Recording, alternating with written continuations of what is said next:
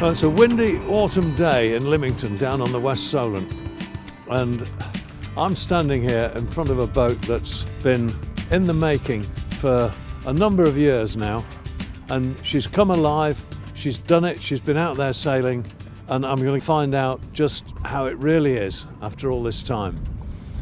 My friend Charles Watson, who I hadn't seen for a number of years actually, rang me up out of the blue, and he said, "Tom, I'm thinking about making myself a cruising boat. I want to build one because I've had a look round and I can't find anything I want.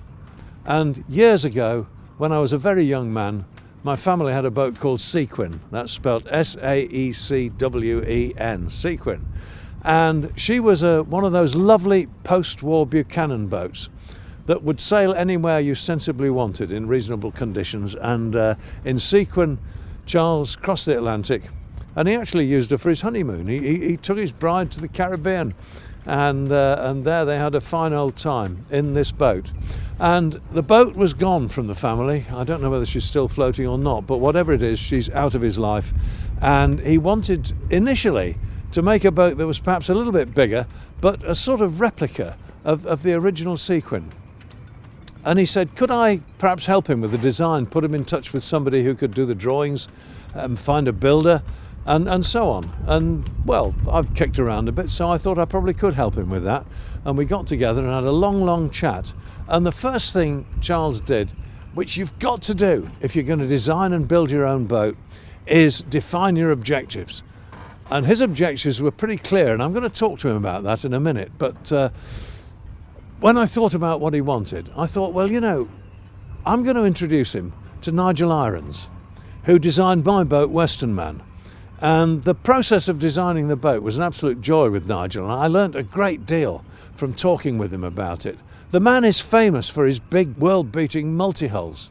He's designed boats for people like Ellen MacArthur and the great French world beaters who've been around the world in half an hour, and he's very good at that. In fact, that's what his name has been made on. He's a household name in France for these boats, but there's more to him than that, a great deal more, and that's why I went to him to design my gaff cutter. And I introduced him to Charles. I didn't know where that was going to go, but I thought it'd be interesting to see whether they sparked off each other or not, and they did. And Charles decided that Nigel was going to design his boat, and the process began.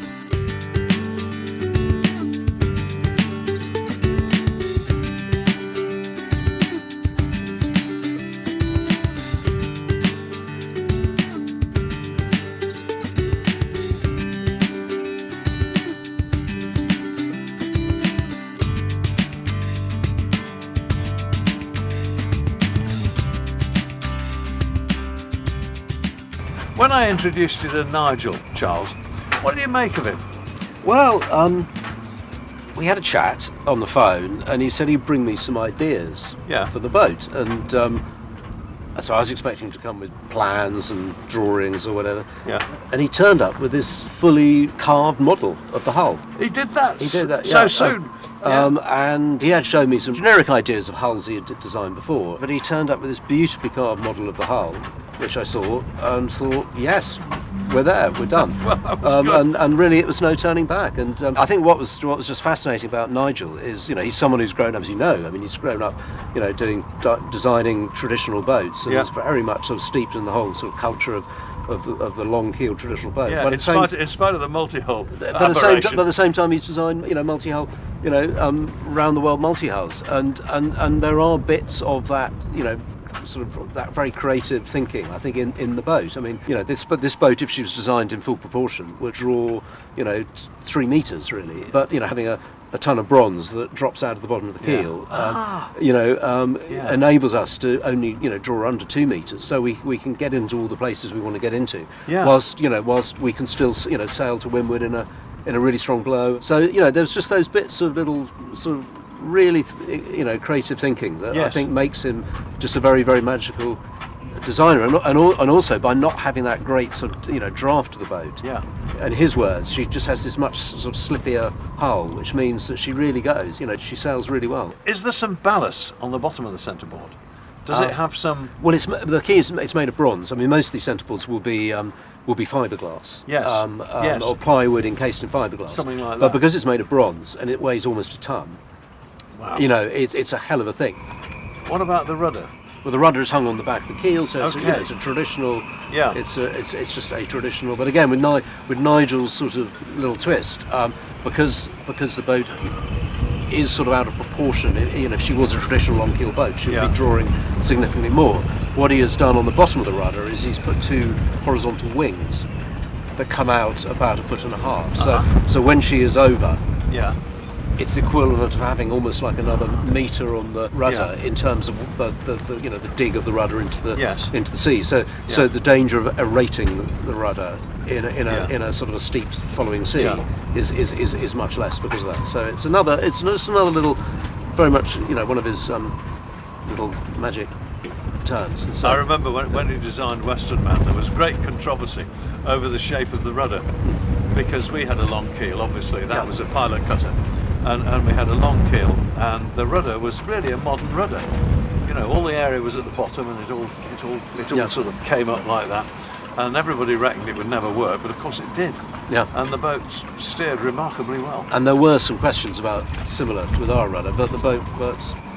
It works very well. I know. Steers well. Well, one of the things Nigel said is you know, very very clear, is you've got to understand, with any designer, you're basically, there's one design, and you're, you know, and I think this shape of this hull, the way the steering works, the way the centerboard system works, he has done this over numerous boats, from 70-foot schooners to you know, the Romilly sort of 25-foot day boats, and so it is, you know, although it's a one-off boat, I sort of sense that the concept has been proven, you know, time and time again. And what about building the boat at the Elephant Boatyard?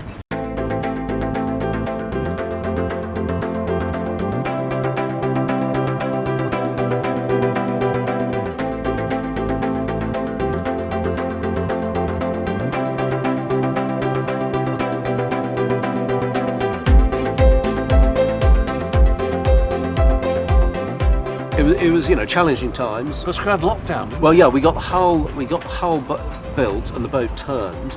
And then literally within weeks of that happening, you know, it all kicked off. At one stage, we had the team divided into 4 bubbles. We had 3 working different shifts. You know, people working through into the early hours of the morning, and we always kept one bubble off the boat. So there'd be a team of 4 people working on something else in the yard. And so when, on the 3 occasions, I think we lost a bubble, and they had to go, and someone got infected and they had to go and isolate, we could bring bubble 4 back in onto the boat and keep the project going. It was an extraordinary achievement to keep the thing. It had been very easy to just given up and sort of said, well, this is too difficult, and taken the furlough and sent everybody home. But actually, we were probably only 3-4 months behind where we thought we would be. That's astonishing, really. So, designing the accommodation, I recall in the early stages when we used to have those thrash-out sessions at your place with Nigel, we all used to turn up in our cars and we'd have a jolly good breakfast, and then we get stuck in. Turned it all into the CAD, you know, the computer models, and we modelled it on it with 3-dimensional drawing as well, so we could sort of, on the screen, we could go into the boat, we could look this way, we could look that way, we could walk through it. It was amazing what you can do now. It is astonishing, isn't it?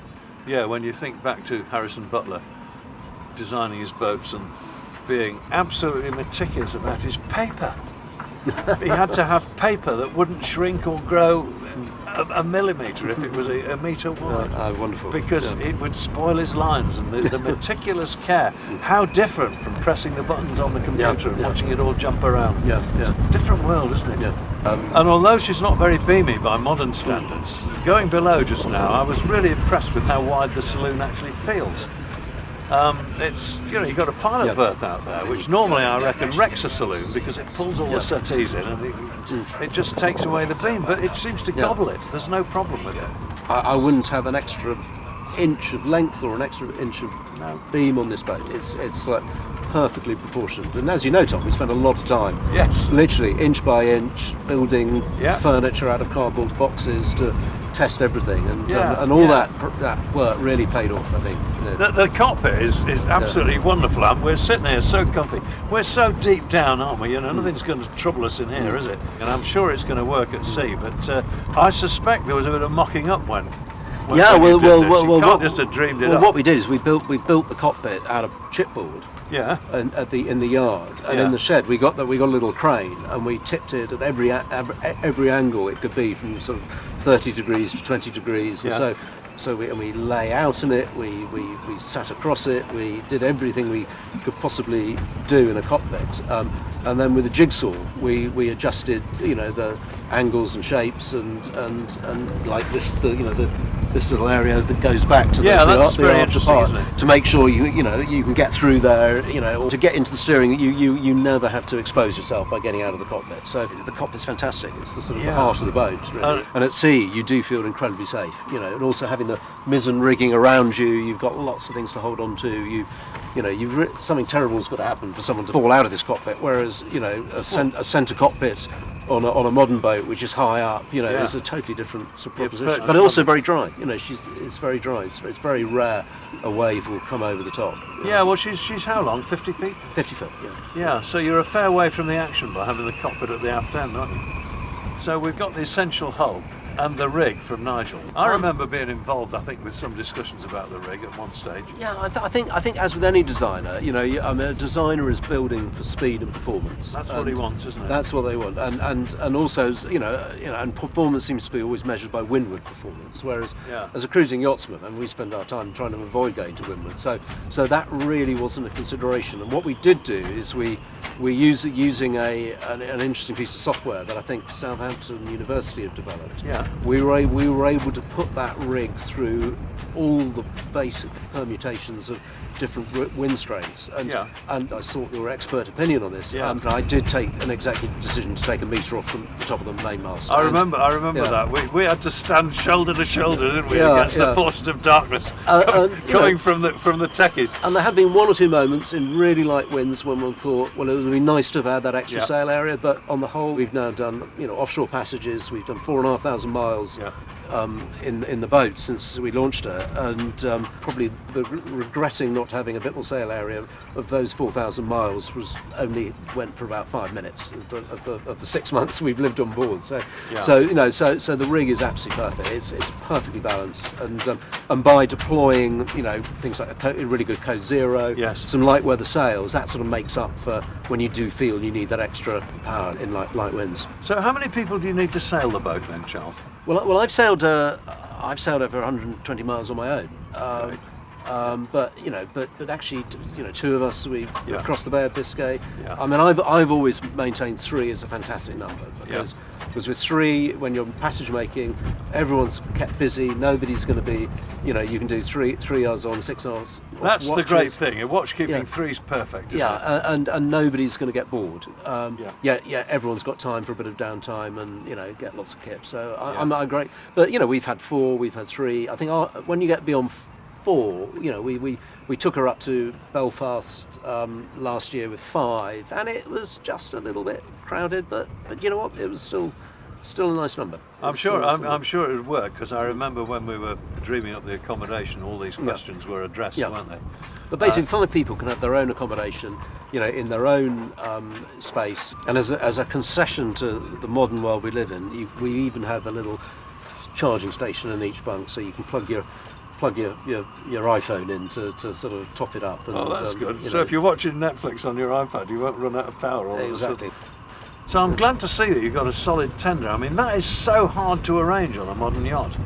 And how have you done that? Well, she nests. So she comes in 2 parts. Right. We basically bolt them together and hoist it up and put it over the side. How long does it take to put it together? With a crew that's sort of on it, we can launch her in about 5 minutes. Yeah. Isn't that great? Compared with having to pump up a blooming pump up a soft dinghy that's never going to be any good anyway. Yeah.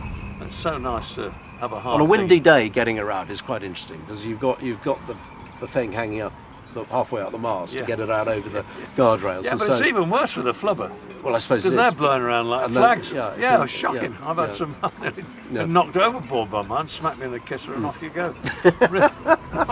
Not very nice at all. Yeah, I've been on here before, but the level of craftsmanship, every time I come on, I'm delighted. I see something that I hadn't thought about. These cockpit seats, the way they they swell out here. It just gives you so much Yeah. security. This is nice and back, back of your legs, that lovely sort of and it is, radius there. It's very tactile, and somebody's thought about all that. Yeah. It leads to a compound curve here, which can't have been easy to build. Well, the crazy thing is that on a boat like this, I mean, I tried to work it out, and I gave up in the sort of about the 3,000 number of individual components, every one of which has been considered and designed by somebody. It's extraordinary if you think about it.